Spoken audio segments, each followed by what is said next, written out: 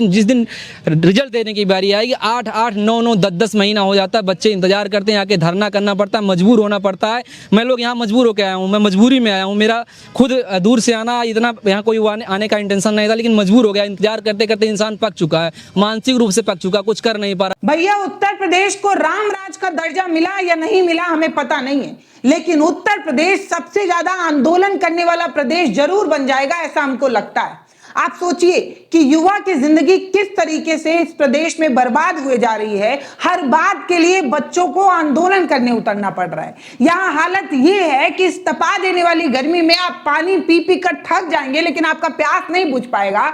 इस तपा देने वाली तपिश वाली गर्मी में महिलाएं अपने छोटे छोटे बच्चों के साथ आंदोलन करने को मजबूर है। इतिहास इस बात को दर्ज करेगा कि वो नौनिहाल जिन्होंने अभी तक स्कूल का दरवाजा देखा नहीं है, लेकिन आंदोलन में भाग जरूर ले रहे हैं। यही है हमारी कामयाबी। ये स्वर्णिम अक्षरों में लिखा जाने वाला एक ऐसी ख्याति है जिसे दर्ज करने की जरूरत है। आज बात हो रही है कि सिस्टम ने कैसे युवाओं के भविष्य को बर्बाद कर दिया है। कोई नई बात तो है नहीं, सिस्टम लगातार युवाओं के भविष्य को निगल रहा है। यूपीएसएससी यानी कि उत्तर प्रदेश अधीनस्थ सेवा चयन आयोग एक ऐसा आयोग जहां परीक्षा देने के लिए एक सपना देखना पड़ता है और रिजल्ट का इंतजार करना एक बुरे सपने जैसा होता है। हम बात कर रहे हैं होम्योपैथिक फार्मासिस्ट भर्ती 2023 की, जिसकी परीक्षा हुई, डीवी हुए 9 महीना बीत चुका है, लेकिन सिस्टम की इस लीपापोती में हजारों होनहार युवा जो हैं वो डिप्रेशन का शिकार हो रहे हैं। डिप्रेशन के गहरे कुएं में उनका भविष्य ढकेला जा रहा है। 2400 से ज्यादा बच्चों ने एग्जाम दिया और 397 यानी कि 400 से भी कम बच्चे जो है वो फाइनल लिस्ट में पहुंचते हैं। ये 400 जो बच्चे हैं उन्हें भी फाइनल लिस्ट जो है वो आयोग नहीं दे पा रहा है। 400 बच्चों का फाइनल लिस्ट देने में ये जो आयोग है उसका पसीना छूटे जा रहा है। तपती धूप में युवा जो है वो लखनऊ के आयोग दफ्तर के बाहर धक्के खाने को मजबूर है। जिनकी उम्र ढल रही है उनकी शादी नहीं हो पा रही है, इस तरीके की बात कर रहे हैं। और कोई समाज से ताने सुन सुनकर परेशान है। प्रशासन के कानों में जूं तक नहीं रेंग रहा है। कोई शादी नहीं होने को लेकर परेशान है, जिसकी हो गई है वो अपने बच्चों को खिला नहीं पा रहा है, इस चीज को लेकर परेशान है। और जिनकी हो गई है वो अपने छोटे बच्चों को लेकर सड़कों पर उतरी हैं महिलाएं। बताइए, आप महिला सम्मान की बात करते हैं और सम्मान के नाम पर आंदोलन करने के लिए भेज देते हैं। ये सवाल क्यों ना पूछा जाए कि कैसे मिलेगा महिला का सम्मान, जब एक अदद नौकरी के लिए भी उन्हें सड़क पर उतरना पड़ रहा है, अपने हक के लिए उन्हें सड़क पर उतरना पड़ रहा है, लेकिन प्रशासन के कानों में जूं तक नहीं रेंग पा रहा है। शर्म आती है कि नहीं, ये सवाल किससे पूछा जाए। युवा सिर्फ तारीख पर तारीख जो है वो सुन रहे हैं, इन्हें हर बार एक नई तारीख दे देते हैं। आइए सुनिए इन्हीं युवाओं की जवानी, उनका दर्द जो सिस्टम के मुंह पर करारा तमाचा है, लेकिन पता नहीं क्यों इतने तमाचे खाने के बाद भी इनके गाल लाल नहीं हो पा रहे हैं। अब ये सचिव जी क्यों दबा के बैठे हैं रिजल्ट? ये हमेशा हम लोग को बस यही कहते हैं जाइए अगले हफ्ते में रिजल्ट आ जाएगा, 15 दिन में आ जाएगा। आप लोग आ चुके हैं? हम लोग यहाँ कम से 8 से 10 बार आ चुके हैं। 8 से 10 बार हम लोग आ चुके हैं यहाँ। क्या बोलते हैं आपसे सचिव जी, क्या कहते हैं? हर बार यही डेट दिया जाता है, डेट पे डेट, डेट पे डेट पे डेट। आपने जो अभी सुना वो सिर्फ मामूली पीड़ा नहीं है, वो युवा का भविष्य लील रहा है। आप सोचिए, जिसने अपने बचपन से लेकर जवानी तक सिर्फ किताबों में खपा दी हो, उसकी जिंदगी कैसे बर्बाद होती है। समझिए, ये एक बार की बात नहीं है। यूपीएसएससी पर ऐसे गंभीर और शर्मनाक आरोप कई बार रख चुके हैं। इतिहास गवाह है कि अगस्त 2019 में भी वीडियो की परीक्षा को लेकर, इसी तरीके की देरी को लेकर अभ्यर्थी जो है वो लखनऊ में आंदोलन कर रहे थे, आयोग के सामने भूख हड़ताल पर बैठ गए थे। इसके बाद फिर से एक मामला सामने आ गया है। अरे किसी भी आयोग को फर्क नहीं पड़ता है, क्योंकि शायद इनकी जवाबदेही उस तरीके से तय नहीं हो पाती है, या इनके अंदर मानवता नहीं है, या शर्म नहीं होगी शायद, इसलिए इन्हें पता नहीं चल पाता है। तब भी 9 लाख से ज्यादा छात्रों के भविष्य को दांव पर लगा दिया गया था। प्रशासन ने ऐसे ही टालमटोल किया था। सालों बाद ऐसे ही हालत फिर से जस के तस बने हुए हैं। सरकारें बदलती हैं, सचिव बदलते हैं, लेकिन यूपीएससी का जो रवैया है वो नहीं बदलता है। यूपीएससी जो है वो छात्रों के प्रति जिस तरीके का उदासीन रवैया अपनाता है वो बिल्कुल नहीं बदलता। आज फिर जो है होम्योपैथिक फार्मासिस्ट के अभ्यर्थी जो हैं वो आयोग से सिर्फ एक ही चीज की मांग कर रहे हैं, वो ये है कि आप बार बार तारीख पर तारीख देते हैं। अगर 15 दिन के बाद एक नया झूठा आश्वासन दे दिया जाता है, कहा जाता है कि पोर्टल का सर्वर जो है वो डाउन है। डिजिटल इंडिया के दौर में अगर एक रिजल्ट का सर्वर महीनों से डाउन है तो भैया कौन सा डिजिटल इंडिया बन पाया है? ये पूरी तरीके से सिस्टम का फेलियर है, ये बात समझनी होगी। दुख तो तब ज्यादा बढ़ जाता है जब ये युवा न्याय की जगह पुलिस की लाठियां इन्हें मिलती है। इंसाफ नहीं मिल पा रहा है पर पुलिस की लाठियों से पीठ जरूर लाल हो जा रहा है। हम लोगों की उम्र बीतती जा रही है लेकिन अभी तक रिजल्ट नहीं आ रहा है। हम लोगों की शादी नहीं हो रही है, नौकरी को लेके बच्चा कुछ करता नहीं है। हम लोग बेरोजगार पड़े हुए हैं, कम से कम नौकरी मिल जाती, रिजल्ट आ जाता तो हम लोगों की शादी हो जाती, परिवार बच जाता। रिजल्ट देने के लिए हम लोग यहाँ पे कई बार धरना दिए, आज 5वीं 6वीं बार धरना देते हो गया लेकिन अभी तक कोई रिस्पांस नहीं मिला। धीरे धीरे उम्र बीतती जा रही है, आज 38 साल की उम्र हो गई, 2 साल बचा है, ओवर एज हो जाएंगे। आगे ना कोई तैयारी कर पाएंगे ना इसमें वैकेंसी में हम लोगों का क्लियर हो रहा है। सिर्फ तारीख और झूठे वादे, 10 बार से ज्यादा आयोग के चक्कर काटने के बाद भी इन युवाओं को अगर न्याय नहीं मिल पा रहा है तो आखिर ये कहां जाएं? इन पीड़ित युवाओं की जो उम्र है वो सुनिए, 28 से 40 पार कर चुके हैं। इनका सीधा सा सवाल यही है कि अब अगर इस बार कुछ नहीं हुआ तो ये ओवर एज हो जाएंगे, यानी भर्ती रद्द हुई या रिजल्ट में देरी हुआ तो ये युवा भविष्य में किसी भी सरकारी नौकरी का फॉर्म नहीं भर पाएंगे। 5-5 सालों के लंबे और खर्चीले तैयारी के बाद लखनऊ और इलाहाबाद में रहकर लाखों रुपए खर्च करने के बाद घर वालों को ये क्या जवाब दें? घर वालों को वो जो आखिरी उम्मीद था कि बेटा जो है वो सरकारी बाबू बनकर लौटेगा, सब सपना तो टूट गया है। आज ये युवा अपनी डिग्रियों को लेकर प्राइवेट एम्बुलेंस चला रहे हैं। 15,000 रुपए कमाने के लिए भी इन्हें किस तरीके की मशक्कत करनी पड़ रही है बताने की जरूरत नहीं है। कोई एम्बुलेंस चला रहा है, कोई खेतों में मजदूरी करने को मजबूर है। युवाओं की इस हताशा को देखिए।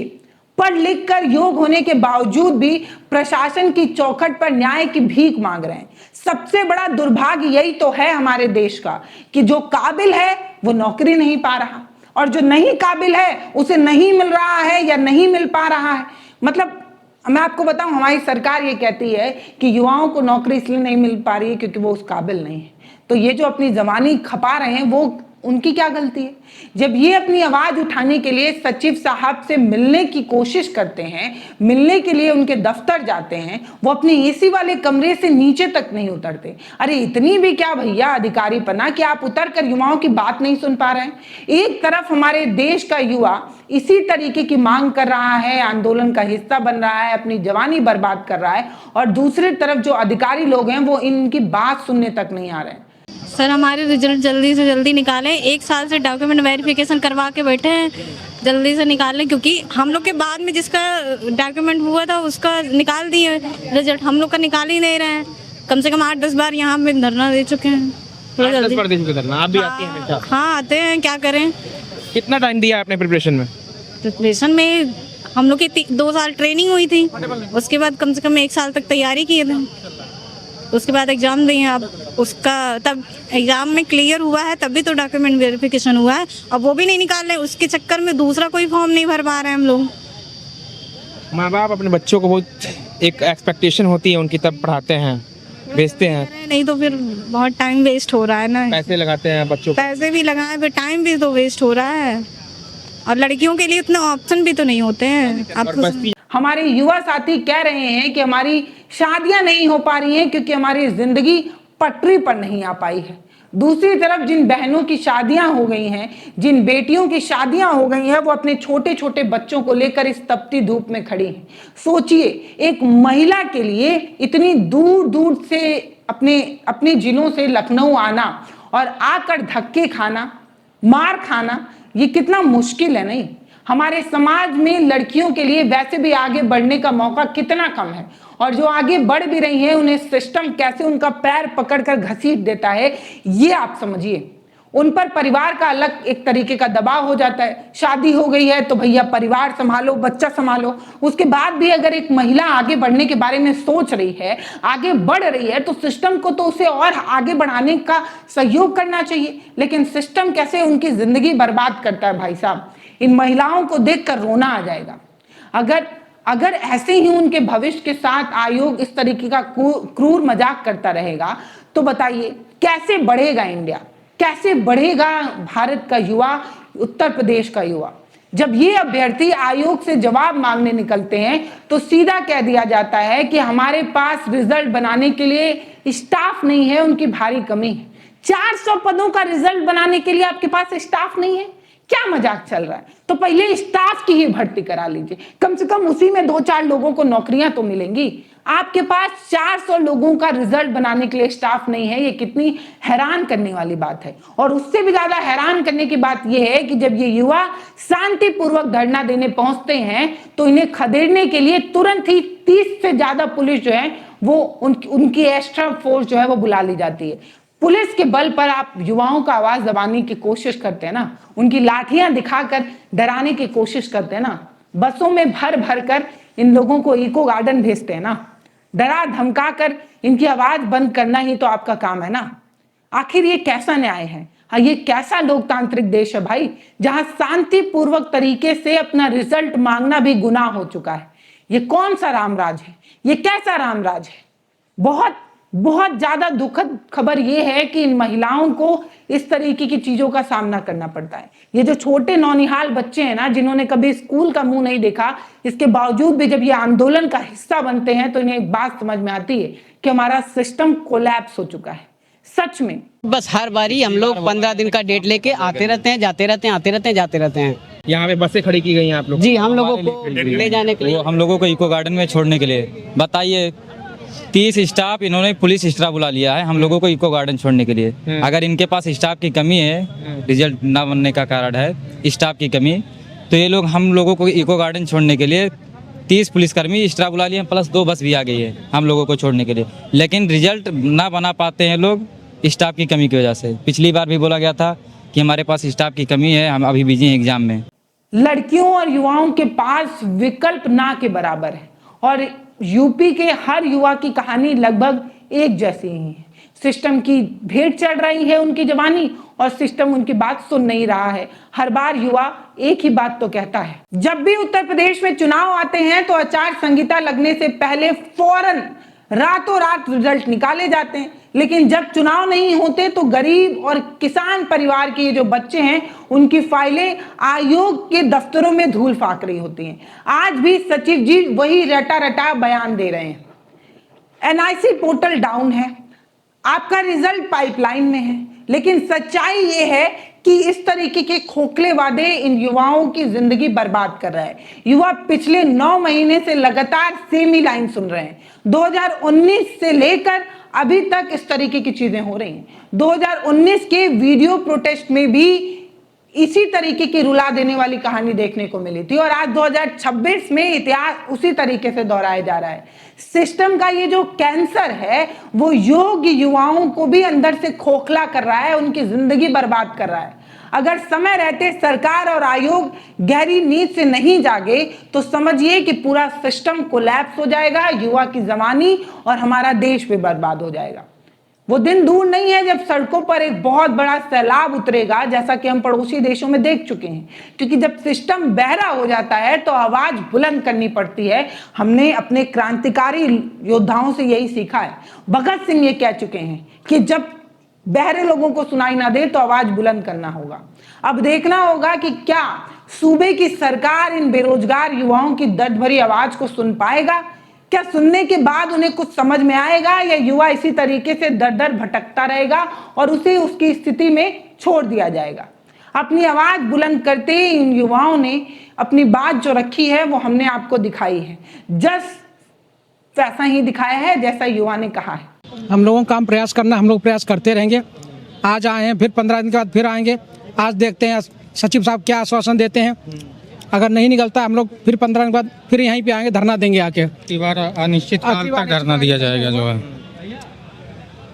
अगली बार अनिश्चितकालीन धरना होगा और जब तक रिजल्ट नहीं निकलेगा तब तक यहीं बैठे रहेंगे हम लोग, चाहे कुछ भी करना पड़े हम लोगों को। जब इन युवाओं के हाथ में कलम होनी चाहिए थी, नियुक्ति पत्र होना चाहिए था, तब इनके हाथ में विरोध का पर्चा है और आंखों में सिर्फ हताशा है। सिस्टम की ये जो संवेदनहीनता है वो सिर्फ एक रिजल्ट को नहीं रोक रही है बल्कि देश के भविष्य को बंधक बना रही है। यूपीएसएससी का जो ये रवैया है वो ये साबित करता है कि वादों के विज्ञापनों और जमीनी हकीकत में एकदम आसमान और जमीन का फर्क होता है। सरकार को ये याद रखना चाहिए कि जिस युवा ने वोट देकर आपको सत्ता के शिखर पर पहुंचाया है ना, यही युवा आपकी सत्ता के सिंहासन को हिलाने का मादा भी रखते हैं। अब वक्त आ गया है जवाबदेही तय हो, इन होम्योपैथिक फार्मासिस्ट अभ्यर्थियों को उनका हक मिले, उनका रिजल्ट तुरंत दिया जाए। और इस वीडियो को ज्यादा से ज्यादा शेयर करिए, आवाज बुलंद करिए ताकि एसी वाले कमरे में बैठे जो हुक्मरान हैं उन तक इन युवाओं की बात पहुंच जाए। बाकी मैंने यही कहा था ना कि जब रामराज के नाम पर वोट मिल ही रहा हो तो युवाओं को नौकरी देने की जरूरत ही क्या है। अगर आप भी अपने मुद्दों को लेकर सरकार से इसी तरीके से नाराज है तो बटन दबाते वक्त क्यों भूल जाते हैं, ये वो सवाल है जिसका जवाब आपको कमेंट सेक्शन में देना चाहिए। फिलहाल नमस्ते, मैं पल्लवी हूँ, आप भारत एक नई सोच देख रहे हैं। बहुत धन्यवाद। यही कहा गया है कि आप लोग वेट करिए, जैसे ही सर्वर ठीक होता है मुझे नहीं लगता है कि जुलाई टच कर पाएगा सर्वर। अब देखिए, सर्वर इशू 1 साल से है, ये सर्वर का इशू चला। इंडिया को डिजिटल इंडिया कहते हैं और डिजिटल इंडिया में सर्वर सही नहीं हो पा रहा है। सरकार करोड़ों रुपया डिजिटल इंडिया पे खर्च कर चुकी है, लेकिन है कि यूपी का वेबसाइट नहीं चल रहा सही से, अंडर मेंटेनेंस पे है। बताइए, हम लोग इस धूप में, कोई 200 किलोमीटर से आया है, कोई 400 किलोमीटर से आया है, किसी को शौक नहीं लगा है कि आके इस तपती धूप में आके आयोग पे खड़ा हो। आखिर कहीं ना कहीं इनकी नाकामी है कि 9-10 महीने हो चुके हैं और रिजल्ट अब तक नहीं आ पाया है।